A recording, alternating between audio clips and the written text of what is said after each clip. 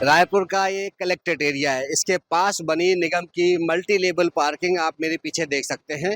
निगम की ओर से पार्किंग निःशुल्क कर दी गई है। इसके बावजूद भी लोग सड़कों पर वाहन खड़े कर रहे हैं और आप मेरे सामने आसपास देख सकते हैं, यहाँ भी गाड़ी खड़ी हुई है। इस तरफ भी कलेक्टेड परिसर की ओर से लगातार क्रम से गाड़ियाँ खड़ी हुई हैं और ये जो सड़क को खुला रखना चाहिए, इसकी जगह यहाँ जाम की स्थिति बनती है। आप देख सकते हैं कि मेरे पीछे जो पार्किंग है, इसमें ये 22 करोड़ की पार्किंग है और इस पार्किंग को निःशुल्क कर दिया गया है और इसमें 3 से 4 हजार गाड़ियां, बाइक रोज आती हैं और 700 के आसपास कारें यहाँ पार्क हो सकती हैं। इसके बावजूद भी इस तरह से लोग यहाँ आते हैं और 2 मिनट की जगह आधा घंटे तक गाड़ियों को पार करके सड़क को जाम करके छोड़ देते हैं। आप मेरे साथ ही सामने देखेंगे कि लोग यहाँ आ रहे हैं, पार्किंग सामने, इसके बावजूद लोग यहाँ गाड़ियां सड़क पर ही खड़ा करके छोड़ रहे हैं। हम अंदर चलेंगे और पार्किंग की अंदर की व्यवस्थाओं को जानेंगे कि किस तरह इस वजह से लोग इस पार्किंग में गाड़ियां पार्क करने से कतराते हैं। सुरक्षा के कितने मायने हैं, क्या है कि नहीं, सीसीटीवी वगैरह है, दूसरा गार्ड है तो कितनी मुस्तैदी है और गाड़ियों की सुरक्षा किस तरह से है। तो चलिए मेरे साथ, हम पहले कलेक्टेड परिसर की मल्टी लेवल पार्किंग में चलेंगे और इसके बाद चलेंगे जय स्तंभ की पार्किंग में। तो आइए मेरे साथ। तो हम पार्किंग के अंदर आ गए। आप मेरे चारों ओर देख सकते हैं बाइक किस तरह से व्यवस्थित करके जमाई गई हैं।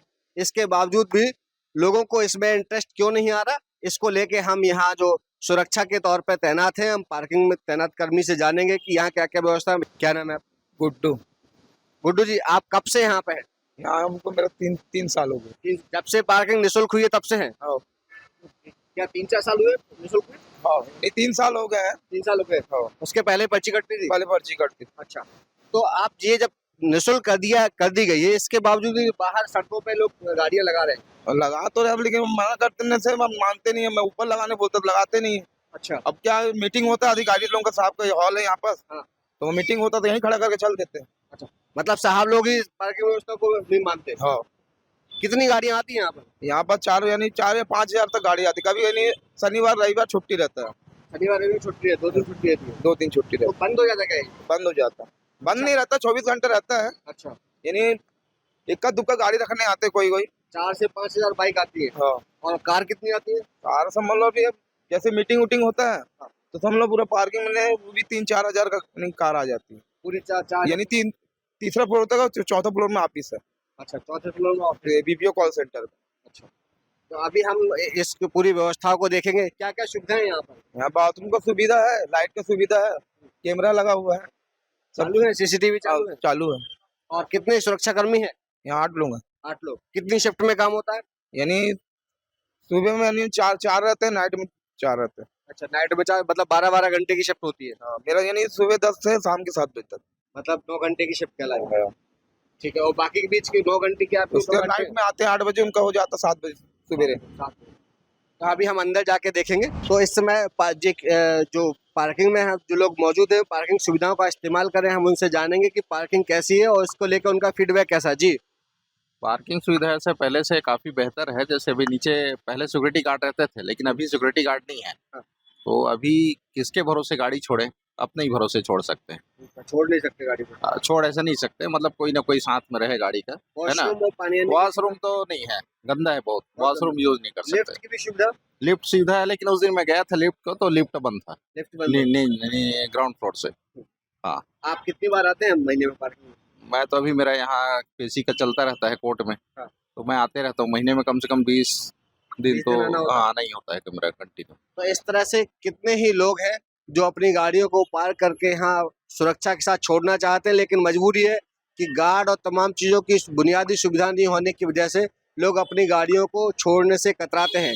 वहीं कुछ लोग इस तरह से हैं कि अपनी गाड़ियों को पार्क करके भूल ही जा रहे हैं। तो दोनों चीज़ें हैं कि जो लोग भूल रहे हैं वो गाड़ियों को किस तरह से, उनका क्या उद्देश्य है छोड़ने का, जबकि संजीदा लोग अपनी गाड़ी को 1 मिनट के लिए भी इस पार्किंग में खुला नहीं छोड़ना चाहते या छोड़ना नहीं चाहते। इस समय हम कलेक्ट्रेट के पास मल्टी लेवल पार्किंग के द्वितीय तल पर हैं।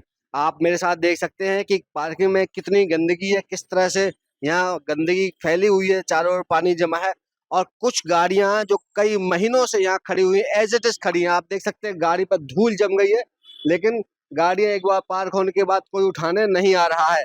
क्यों? इसकी वजह है क्योंकि अब जब से निःशुल्क हो गई है तो लोगों ने इसे घर की पार्किंग की तरह इस्तेमाल करना, एक बार गाड़ी रखी और महीनों के लिए छोड़ देते हैं। आगे भी आपको दिखाएंगे कुछ गाड़ियां महीनों 6-6 महीने से गाड़ी यहाँ पार्किंग है और इनकी कोई देखभाल करने वाला नहीं है। तो आप इन तस्वीरों में देखिए किस तरह से मैं आपको दिखाऊं, गाड़ियों पे धूल जम गई है और इस तरह की धूल कि कुछ लोगों ने इस पर डिजाइन भी बना दी है। आप देखें कि ये गाड़ी कई महीनों से यहाँ खड़ी हुई है, पूरी तरह से धूल से ढक चुकी है। इस पे एक लेयर अच्छी खासी लेयर धूल की जम गई। आप देख सकते हैं कि कई महीनों से गाड़ी खड़ी होने की वजह से कोई इसकी देखभाल करने वाला नहीं है, क्योंकि पार्किंग में कौन सी गाड़ी आ रही है, कितने दिन के लिए खड़ी हो रही है, इसकी कोई पूछताछ करने वाला वहां नहीं है। मौके पे जो गार्ड मौजूद होते हैं उनका काम सिर्फ गाड़ियों के आने और जाने की देखरेख करना होता है। किस नंबर की गाड़ी कौन लेके आ रहा है और कौन किस नंबर की गाड़ी लेके जा रहा है, इसकी जानकारी और पूछताछ भी वहां मौजूद गार्ड नहीं करते हैं। हम आपको उन तस्वीरों में उन वस्तु स्थिति को दिखाएंगे कि दरअसल कई लोग गाड़ी पार्क करने के पहले असुरक्षा की भावना के तहत कतराते हैं, इसकी वजह से ही गाड़ी पार्किंग में नहीं लाते हैं। यहाँ कितनी सारी गंदगी है और जिस तरह से निगम दावा करता है कि यहाँ साफ सफाई है, पूरी तरह से बाथरूम क्लीनर ठीक है, लेकिन उनकी स्थिति हम आपको दिखा सकते हैं। ये महिला बाथरूम है और इसकी स्थिति आप दूर से देख सकते हैं किस तरह से गंदगी का अंबार लगा पड़ा है। कोई महिला या कोई पुरुष इस तरह के बाथरूम का क्यों इस्तेमाल करना चाहेगा और कैसे इसका इस्तेमाल लोग करने की सोचेंगे। गंदगी का अंबार लगा है, यहाँ महीनों से सफाई नहीं हुई है। तो ऐसे में जाहिर है कि लोग पार्किंग में आने से न केवल अपनी गाड़ी रखने से कतराएंगे, बल्कि खुद भी इन सुविधाओं के लाभ लेने से बचेंगे।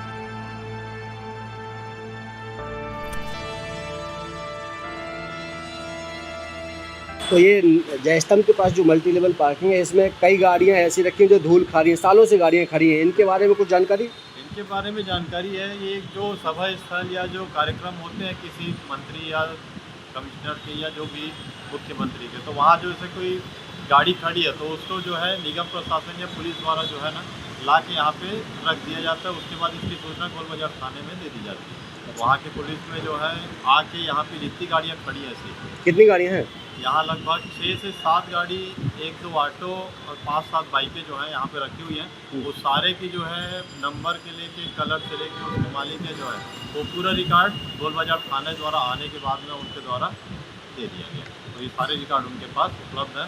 इसके मालिक कोई भी आएंगे तो बगैर वहाँ की सूचना के या उनकी निगरानी के बगैर यहाँ से वो गाड़ी नहीं जाएगी, जब तक पर्ची ना दे या उसका कोई अपना प्रूफ ना दिखाए। शहर की ट्रैफिक व्यवस्था को चुस्त दुरुस्त करने के लिए हमने अनेक जगह मल्टी लेवल पार्किंग का निर्माण करवाया है।